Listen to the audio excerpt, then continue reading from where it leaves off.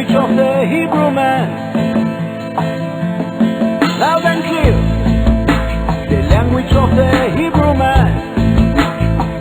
Einstein, Jeremiah, the Dylan and the Cohen, they know something about the language of the Hebrew man.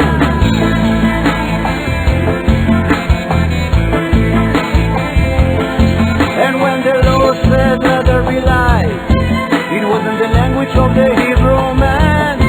And when Moses said, let my people go, it wasn't the language of the Hebrew man. It's the language of the Hebrew man. Le projet édénique mené par Isaac Moseson veut prouver la véracité d'un épisode crucial de la Genèse qui va au-delà des brumes de notre préhistoire. La tour de Babel est-elle un mythe ou une période certaine de notre histoire? Gardez vos yeux et vos oreilles bien attentifs, vous serez sûrement très surpris. Avons-nous tous parlé édénique, ou dans d'autres termes la langue hébraïque? Si oui, combien de siècles l'idée a-t-elle été valide? Pour répondre à cette question, nous devons remonter au temps d'Adam et Ève, il y a 5766 ans. Cette langue originelle parlée par nos premiers parents a évolué dans 70 autres langues, lesquelles ont continué leur adaptation naturelle jusqu'à la tour de Shinar au Sumer, ultérieurement appelée Babel. Les scientifiques qui étudiaient l'origine des langues et des généticiens ont conclu que toute personne a été procréée à partir des gènes d'une seule femme. Par conséquent, et avec un côté ironique, la première femme fut appelée Ève. Aujourd'hui, les linguistes ont finalement accepté le fait que la planète entière a parlé une langue originelle, la langue prototerre. Ici, sur l'écran, j'ai traduit de l'hébreu en français pour mettre en évidence la langue édénique. Vous allez aussi voir comment l'hébreu est orthographié. En hébreu, cela ressemble à Vayachi kol ha'el safa achat ou divarim achadim. Dans le livre, vous apprendrez comment entendre des mots anglais tels que whole, entier, earth, terre, speech, parole, word, mot et each, chaque. Êtes-vous un rabbin, un ministre, un prêtre ou athée? Êtes-vous un professeur d'études sémitiques ou quelqu'un qui ne connaît ce que signifie l'aleph et le bet en hébreu? Si la réponse est négative ou positive, vous avez encore beaucoup à apprendre et à apprécier sur la langue édénique. Mon argument est préjuif. C'est un retour vers l'Éden. Vous connaîtrez la raison pour laquelle nous sommes tous des cousins. Vous apprendrez que les mots de toutes les langues modernes sont parentes, et comment elles sont liées les unes aux autres. Dans la science édénique, nous découvrons qu'il y a de l'ingénierie derrière la construction d'une langue parlée. Le son de la langue est lié au sens et la musique a une signification. De la même façon qu'Adam et Ève ont porté les gènes pour toute la diversité de la population humaine, chaque lettre édénique a une gamme de sons qui se construit dans la même partie de la bouche humaine. Un concepteur intelligent a fait de sorte que l'ingénierie de la langue originelle soit très polyvalente, afin d'être largement capable de se diversifier dans toutes les langues africaines, asiatiques, européennes et amérindiennes. La lettre Aleph peut être n'importe quelle voyelle. La lettre Bet peut changer à n'importe quel labial ou bilabial. La lettre Gimel peut être entendue en tant que n'importe quelle lettre de la gorge ou gutturale. La lettre Dalet est normalement comme D, mais peut devenir l'autre lettre faite avec les dents, ou dentale. La lettre Lamed est comme la lettre L, mais dans une autre langue, elle peut se glisser vers l'autre lettre de la langue, ou liquide, le R. Les lettres Mem et Nun, M et N, sont des lettres du nez interchangeables ou nasales. Les lettres Zain, Samer, Tzadi et Shin sont des lettres qui sifflent ou des fricatives. Tous les mots humains se composent de ces 7 lettres son, juste comme chaque chanson est composée de sons particuliers, soit Do, Ré, Mi, Fa, Sol, La et Si. Shoresh est le mot édénique pour la racine ou la source. Pouvez-vous entendre source dans Shoresh? Une des raisons pour lesquelles nos linguistes ont manqué de trouver les racines édéniques dans la formation des mots modernes est liée à l'habituel déguisement des vocables avec des préfixes devant eux et suffixes à la fin des mots. Même lorsque nous réduisons le mot irrégularité par régulier, beaucoup de gens ne penseraient pas au mot édénique ragil, dont la signification est régulière. Alors même le RE à l'extrémité n'est pas la sous-racine secondaire de 2 ou habituellement 3 lettres. Pensons, qu'arrive-t-il lorsque la foi ne devient qu'une routine? Alors, la religion devient trop régulière. Nous verrons bientôt comment les racines naturelles d'un mot peuvent changer de place et non pas simplement les sons mots. Ainsi, le mot religion est aussi lié au mot ragil. Aimez-vous la chimie ou la botanique ou la physique? Le créateur de notre langue édénique a créé toutes ces sciences. Considérez la formule XY plus YZ égale XYZ. XY, notre première sous-racine, est le fei resh dans feuillerie, un fruit ou produit botanique. YZ, notre deuxième sous-racine, est la resh-chet dans rayach, un parfum ou odeur. Y a-t-il une meilleure formule chimique ou un haïku poétique à capturer qu'un fei resh-chet, un feuillage, est une fleur ou une fleur est d'abord un produit botanique et chaque fruit est une fleur d'abord, ensuite combiné avec un parfum ou une odeur. Et cette formation est codée dans juste 3 lettres. Le fait de lire ou entendre toutes les diapositives ouvre beaucoup de mots relatifs.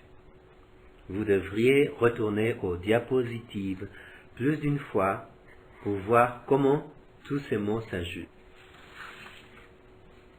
La plupart des mots de la période édénique ont une racine secondaire à 2 lettres, et une lettre avant le mot ou après le mot le différencie de ses synonymes et antonymes intégrés. Dans l'année 2005, il avait été pensé qu'il y avait que quelques mots avec une double racine. Mais maintenant, il s'avère qu'il y en a des douzaines. Certains mots de ces dernières découvertes se trouvent dans le Edenics CD3. Même si la plupart des mots sont un peu compliqués, le mot kelef, chien, fournit un exemple facile. Si vous êtes connaisseur de chiens, vous vous serez donc rendu compte que les chiens comprennent toute émotion. Voyons la relation du mot kelef avec la traduction moderne chien. Premièrement, kol, tout, plus deuxièmement, lève, cœur. Généralement, l'on dit que le quiconque est sous la protection de son chien si malaise ou un accident mortel frappait l'individu, la fidélité du chien n'est pas une légende.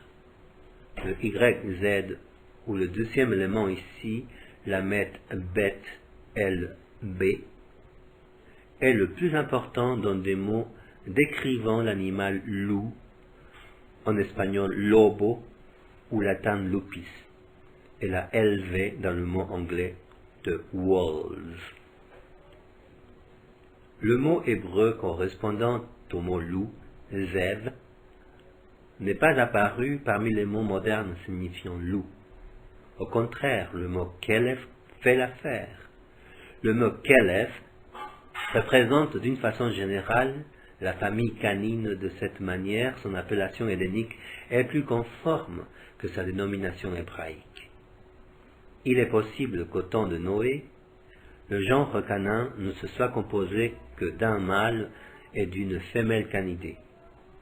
L'adamique canin a sûrement eu tous les gènes pour la formation d'une famille canidée que l'on connaît aujourd'hui et pour le pédigree de plus de 1000 races de chiens modernes. Les êtres humains et les mots humains ont dû subir une évolution pareille depuis la période édénique. Dans le livre The Origin of the Speeches, il y a un grand chapitre consacré aux familles des mots. Ici, dans le côté gauche de notre diapositive, il y a une famille de racines men, nun ou mn des montants. Des mots à l'envers ou revers mn ou nm vous permettent de suivre le mot monnaie et de lier montant avec nombre. Le mot hédénique mi'in, qui signifie d'une quantité plus grande, est la source finale des mots comme minus et mini. L'hédénique est la source finale, peu importe la langue moderne.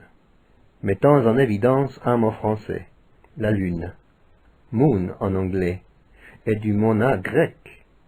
Mona signifie compter en hédénique. Les peuples ont compté le temps en vérifiant le ciel il y a beaucoup de lunes en arrière. À la droite de notre diapositive se trouve une famille de mots tirés de Shin Fei Lamed, SPL. La sous-racine à deux lettres ici est Fei Lamed, comme dans Nafal, tomber. Dans tomber dans une épreuve que vous échouez. Nous tombons de sommeil, nous glissons et nous nous effondrons de sommeil. Si vous lisez les notes comme SPL ou SLP, vous avez ajouté un N ou un M supplémentaire de la sorte, le message reste la musique, le sens se trouve dans le son. Il y a seulement 4 ou 5 principes faciles à apprendre dans l'hédénique. Tous sont bien connus par les érudits qui savent que les langues françaises et italiennes sont des sœurs et filles de la langue mère latine. Mais personne ne les a appliqués à une langue sémitique comme l'hébreu. Le premier principe est de lettres qui changent de son dans leur marge. Les lettres faites avec les lèvres, les lettres faites avec les dents, les lettres faites avec la langue. Vous rappelez-vous? Voir la diapositive 13. Pouvez-vous entendre la lettre faite avec les lèvres ou bilabiale dans Abel, qui signifie pleurer, changer de V à W, pour permettre des mots comme les pleurs, et cet oiseau de deuil que nous appelons pour une raison inconnue un O en anglais, hibou? Pouvez-vous entendre la lettre entonnée avec la langue du mot changé à R, une autre lettre liquide, et entendez-vous la lettre faite avec le nez ou nasal dans Ilan, un arbre d'ombre, changé à M, pour nous donner cet arbre d'ombre que nous appelons un orme? Pouvez-vous entendre la lettre liquide faite avec la langue dans Har, la montagne, changée à L pour permettre le mot colline? Oui, nous employons maintenant la montagne et la colline pour différentes tailles de gonflement topographique. L'hédénique vous aide à voir de modèles semblables pour ne pas être aussi stérile tel un dictionnaire. Peut-être que vous vous êtes rendu compte que ric et rank et clip et slump, que les N et M supplémentaires se faufilèrent sournoisement dans les mots. N et M sont des lettres faites avec le nez ou des nasales. La nasalisation se produit parce qu'il est plus facile de dire arranger que orer, le mot édénique qui signifie arranger. Dans le baseball ou le football, il est parfois temps de punt, de donner un petit coup, ou punt, donner un coup de volée. Il est plus facile de dire bat, to kick, donner un coup de pied, ou frapper en édénique. Il y a également un chapitre entier qui documente la nasalisation dans la langue française et autres. Le français a obtenu le mot bambou du malais en Asie. Ce roseau creux est la boupe dans la Bible.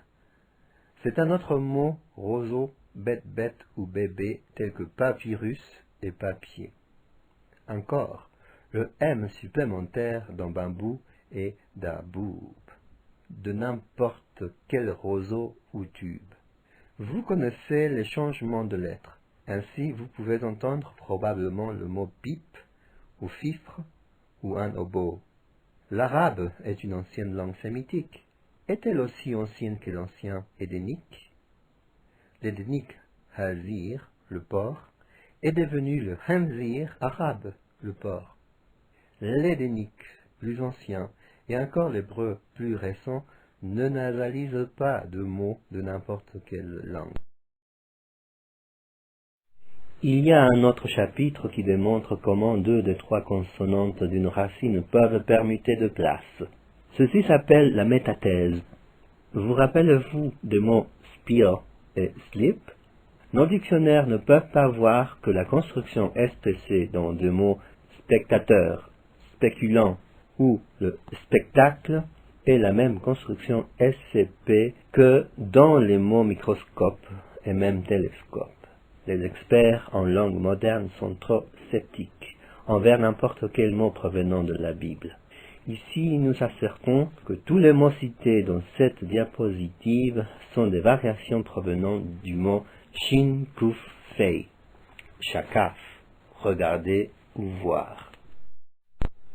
On n'est pas surpris de voir que si l'on invertit les mots français ou étrangers, on y trouve la source édénique. Étant donné que les langues occidentales coulent de gauche à droite, tandis que les langues sémitiques vont de droite à gauche. Les sons de plusieurs lettres sont semblables puisque ce sont des images miroirs de la langue édénique. Par exemple, les lettres guimel et K, tête et D, Kaf et C, et Resh et R minuscules. Les inversions impliquent une permutation de lettres, tout comme la métathèse. C'est bien plus commun avec des mots ayant 2 consonantes courtes. Voici un exemple avec un mot de 3 consonantes. Dalet, bête, shin, de vache. Ce mot signifie miel de date, le premier sucre de l'histoire. Pratiquons. Veuillez retourner Dalet, bête, shin, et l'on obtient SVD. Maintenant, composons un mot anglais. Si l'on adoucit les lettres SVD, nous obtenons SWT. Maintenant, on peut construire un mot qui signifie suite. D'où, n'est-ce pas? Au lieu de l'alphabet, un mot emprunté d'ailleurs de l'édénique Aleph Bet. Ici, nous avons des lettres françaises, anglaises et de l'hébreu différenciées par la partie de la bouche employée pour faire les sons communs.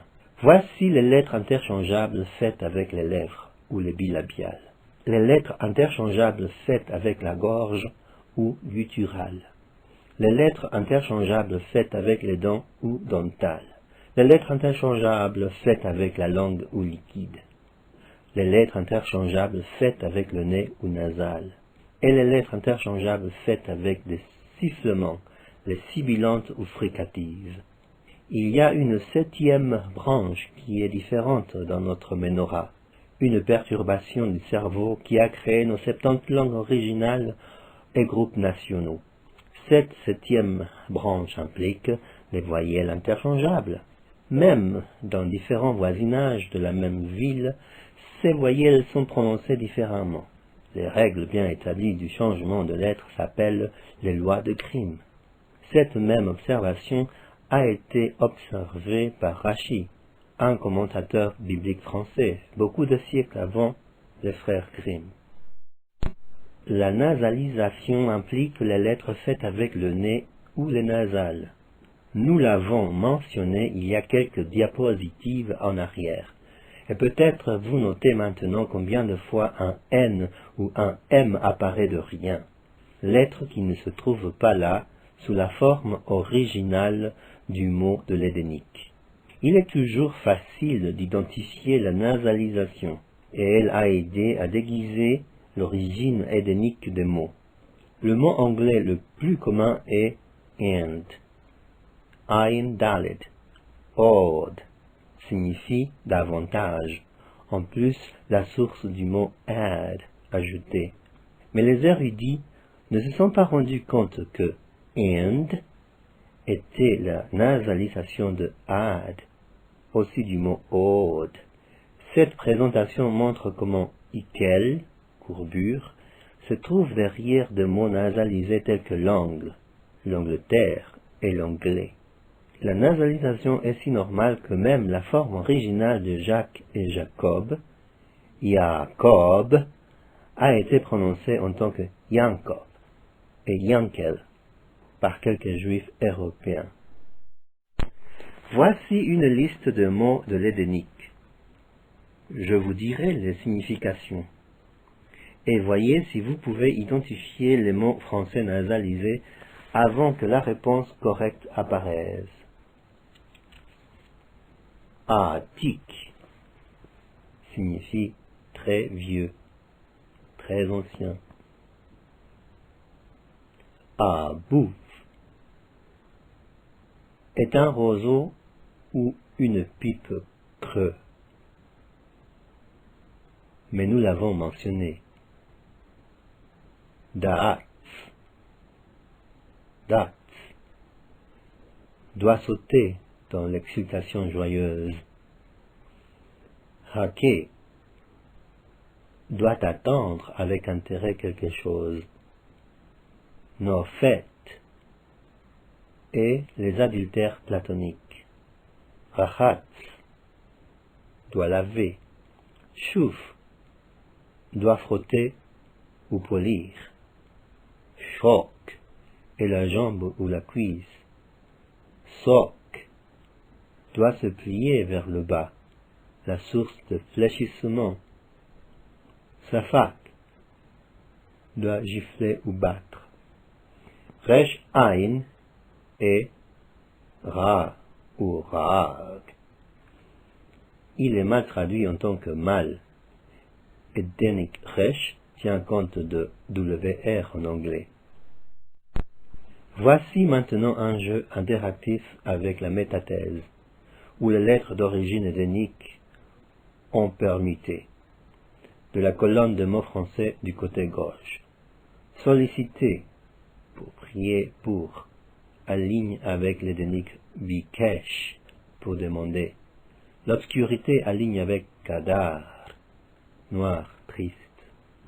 Le degré aligne avec darga, une étape, une gradation. Le halt aligne avec khadal, pour cesser ou arrêter.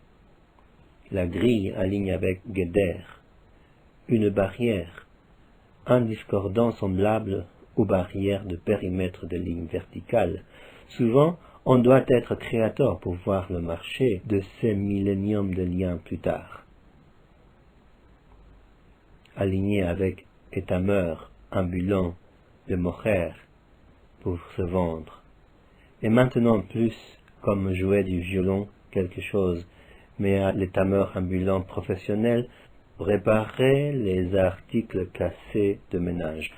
Ainsi, il aligne avec tikkun, pour réparer la source de technologie. Un certain esprit doué pourrait trouver la réponse juste pour l'exercice. Donnons-lui un psir, je veux dire un prix. L'hédénique est une structure de 3 consonantes qui est importante pour la construction grammaticale, plus particulièrement pour ce qui est du temps de la phrase. En plus, si l'on parle sur le son et sur la forme de la phrase, on peut observer la sous-racine interne qui se comprend seulement de 2 lettres consonantes. L'hédénique a été intelligemment conçu. Sachant cela, on peut inverser les 2 lettres sous-racines. On dévoile donc des mots profonds qui ont une signification connexe ou opposée, comme nous le verrons bientôt du côté droit de l'écran. Vers la gauche, nous voyons les mots anglais qui signifient la même chose, bien que le LT soit inversé à TL, le CV à VC, le FL à LG, etc. Oui, les origines du français aussi bien que l'origine germanique de l'anglais ont toutes été réarrangées depuis la tour de Babel. Mais, comme on peut s'en apercevoir, il y a des traces d'une origine scientifique, modulaire, même réversible dans la construction grammaticale. Examinons d'autres exemples. Le folio et philo, comme dans la philosophie, l'amour de la sagesse, sont du grec, alors que livre, feuille et love, amour, sont germaniques. Les mêmes Taf Lamed dans Tel Aviv signifie un monticule élevé, un tel, comme quelque chose de grand. Dans ce cas-ci, c'est l'alto latin qui semble avoir basculé les lettres de l'hédénique vers l'arrière, ou semble les lire dans un ordre différent. L'hédénique montre ce genre d'ordre merveilleux à tout instant. La langue de l'Éden est la seule source, la source du français et de toute autre langue. Au côté droit de la diapositive, nous voyons la sous-racine het lamed, comme HL. Il n'y a aucun mot juste het lamed qui signifie health, la santé, mais ceci est la signification. Le thème de sous-racine hédénique het lamed, hilut, signifie le renforcement ou la santé, et est la source de health, santé. Het yod lamed, chayil, signifie le courage. Un chayal est ainsi un soldat vigoureux. Les opposés het lamed intégré incluent le semblable hil, tremblant dans l'affection ou la douleur. Het lamed shin, chalash, signifie faible. Les mêmes 2 lettres het lamed dans ce cas-ci peuvent signifier une santé positive ou négative, comme les électrons qui sont positivement ou négativement chargés. Les mots utilisés pour décrire une santé positive en anglais incluent hale, traduit en français par vigoureux, et healthy, traduit en français par en bonne santé. La salutation hello, ou en français bonjour, veut dire be hail, ou en français bonne santé à toi. Hail, comme le hail allemand, est également une salutation, mais signifie l'éloge de l'hédénique hallel, loué. La prononciation versatile de l'hédénique fournit un large vocabulaire utilisé dans le monde aujourd'hui. Le mot het peut être silencieux comme une voyelle, peut aussi être un son guttural dur. C'est pourquoi nos mots qui décrivent une santé négative changent de ill, malade, et de ailing, mal portant, ou choléra, ou à la mélancolie. L'eau est composée de 2 atomes d'hydrogène et d'un atome d'oxygène. Par convention, nous l'appelons H2O. Si l'on disait OH2 au lieu de H2O, nos professeurs de chimie seraient vraiment fâchés, bien que cela ait une connotation d'humidité. Il y a des mots décrivant santé qui viennent du mot het lamed inversé, mais pas en français et en anglais. Cette introduction de base à la science de l'hédénique se concentre sur le français. Voir les autres livres et les CD pour voir ce qui se produit dans les langues exotiques. Peut-être vous êtes enchanté, ou même inspiré de découvrir que la langue a un créateur et n'a pas accidentellement évolué du jacassement des chimpanzés. La plupart des professeurs et érudits de langue ne sont pas heureux. Personne n'aime avoir tort. Les opposés de l'Édénique essaient de dire que nos 23 000 morceaux d'évidence jusqu'ici ne sont qu'un groupe d'emprunts. Prenez un moment pour lire ce que le dictionnaire d'Oxford, dictionnaire de la langue anglaise, indique au sujet du mot « babble », allocution incompréhensible. Babiller, balbutier. Ils sont clairement contrariés que Babel, de la Bible, soit la source probable. Même en tant qu'un simple emprunt, ceci les dérange. Si la tour de Babel était une fable d'origine grecque ou celtique, ils l'embrasseraient comme source logique. Ils disent également qu'un mot tel que lad, en anglais, jeune homme, est d'origine inconnue. L'américain Noah Webster savait que Yelet voulait dire un jeune homme, un garçon, dans toutes les langues sémitiques. Mais les autorités athées ont ri de la suggestion qu'un mot occidental puisse venir des mots trouvés dans la Bible. La vérité scientifique n'était pas l'issue. L'issue était la pureté et la dévotion culturelle de l'Europe envers le darwinisme. Naturellement, il y a 22 de mots qui sont de la Bible hébraïque, qui évidemment ont été empruntés. Aucune quantité de haine contre la Bible ne peut nier que chérubin ou alléluia sont des mots hébreux appris par des lecteurs de la Bible française. Les mots avec des astérisques sur cette diapositive sont reconnus être des emprunts. Bien sûr, le mot amen a été emprunté, mais un mot amenable qui se trouve dans le dictionnaire anglais, on l'a lié à une source étrange. Mais juste comme le mot amen signifie je crois, le mot amenable est ce qui est crédible et acceptable. Du même, le mot aleph mem nun, shoresh ou source de l'Édénique. Jubilé. Bien naturellement, ce mot a été emprunté de la Bible hébraïque. Mais les personnes jubilantes qui jubilent avec une célébration forte ou jubilée, mais non, ces mots sont d'une formation combinée d'un radical de la langue latine et de la langue grecque, ou d'un certain tel gougloutement linguistique qu'ils espèrent que vous avalerez. Parmi les emprunts non reconnus de la Bible hébraïque, on trouve des erreurs géantes. Les deux géants bibliques les plus célèbres sont le roi Og de Bashan, qui attaqua les Israélites, et Goliath, qui plus tard combattit David. L'Ain, Dain Gimel, Og, peuvent l'un ou l'autre être une voyelle, qui nous a donné l'ogre, et son épouse l'ogresse. Ou l'Ain peut être un G guttural, comme dans le géant grec Gigos, et le français colossal, qui a été réduit à géant. Goliath est l'interprétation française du mot Golios de la Bible hébraïque, comme entendu dans le grec kamelos, chameau, de l'Édénique gamal.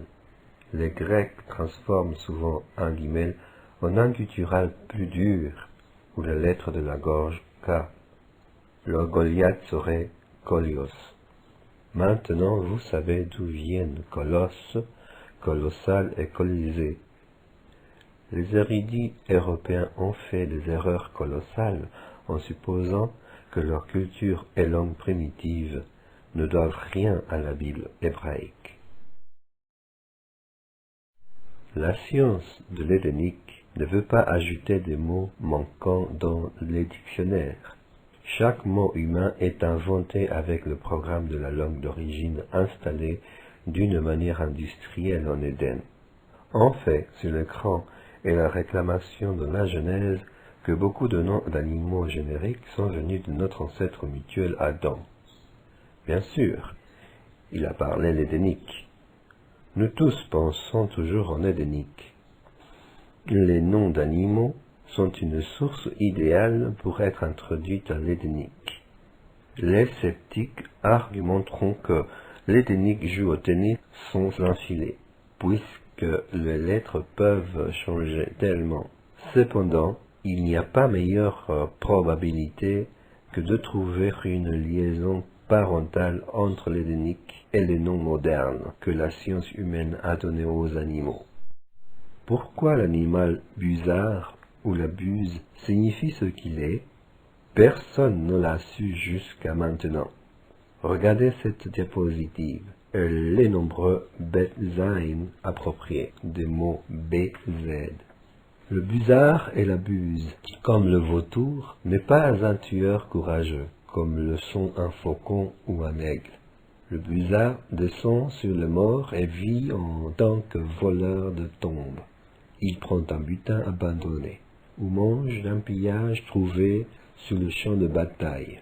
Betzain est une manière merveilleusement économique de dire la créature qui consomme des animaux morts sur la route. Pourquoi la girafe signifie ce qui elle est?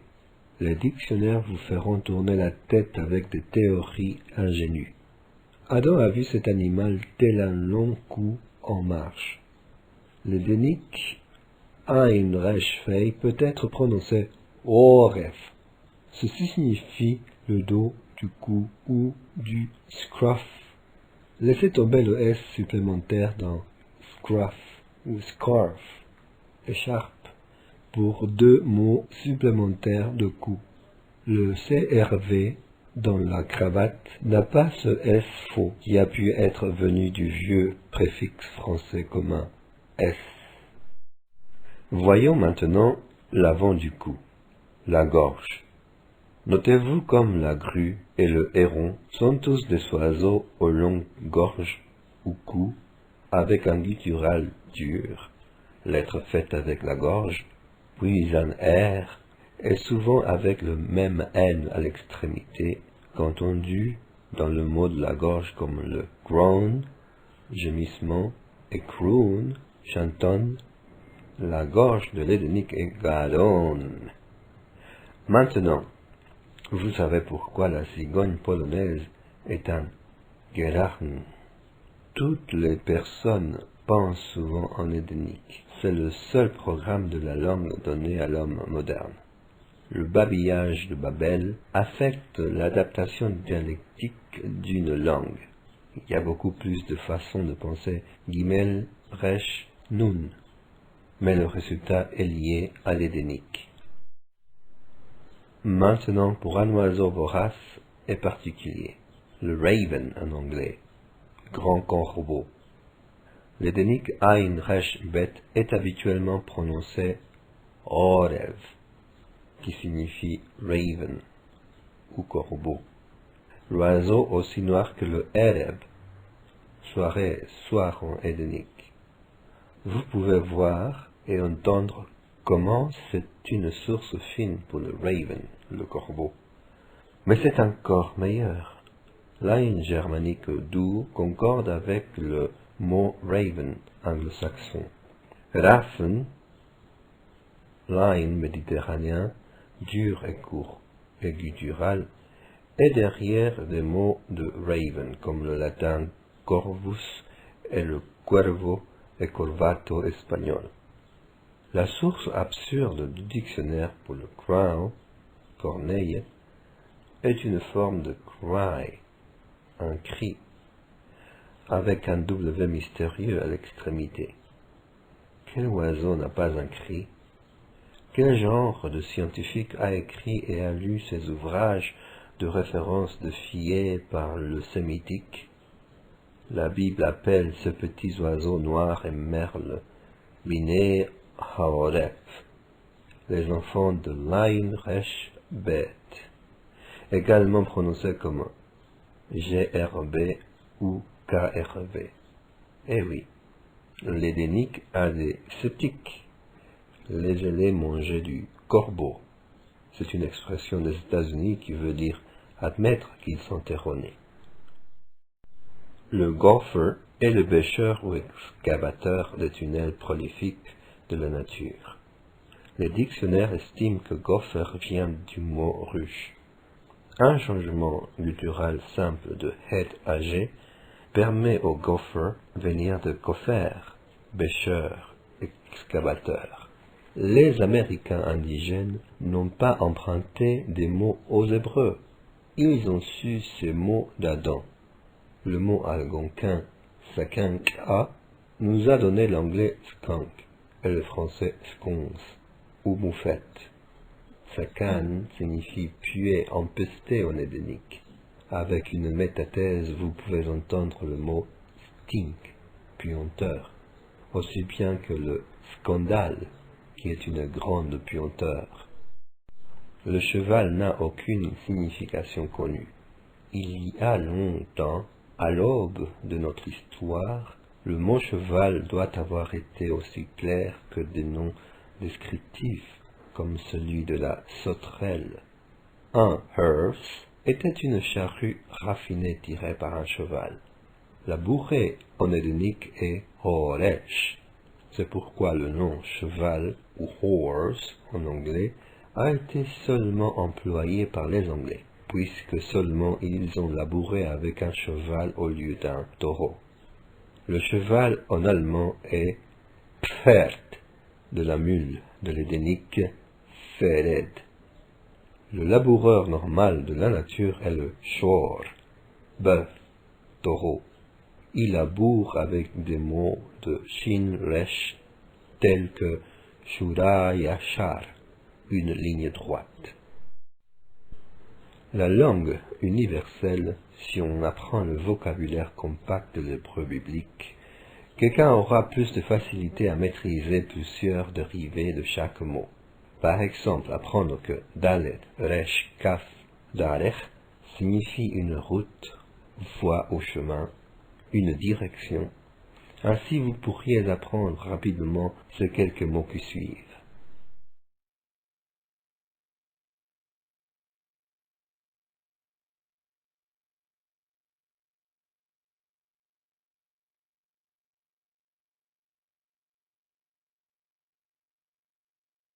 À la fin de la diapositive, veuillez voir comme personne ne savait d'où est venu le mot espagnol niño, niña. Aujourd'hui, nous le savons. Ce mot vient du nin biblique, descendant.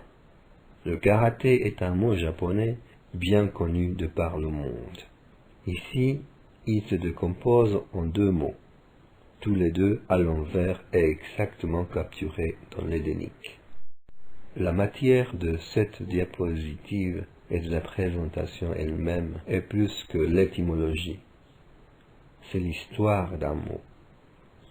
Il agit sur la vérité du sujet lui-même. Le mot shalom est une signification similaire au mot fin ou finalité. Le mot shalem veut dire payer, conclure des négociations à l'amiable, effectuer les derniers paiements. Ainsi la paix de la solennité et la finalité du grand slam dans le jeu du baseball. Les mots so long anglais, c'est juste un emprunt maladroit d'entendre le sémite dire au revoir comme dans shalom ou salam. Est-ce que l'hédénique a un futur, ou n'est-ce qu'une étincelle dans la casserole des codes bibliques? Les prophètes semblent penser que si nous retrouvons une langue pure et commune, nous nous tournerons à la croyance que nous sommes tous de création et que nous avons un créateur divin.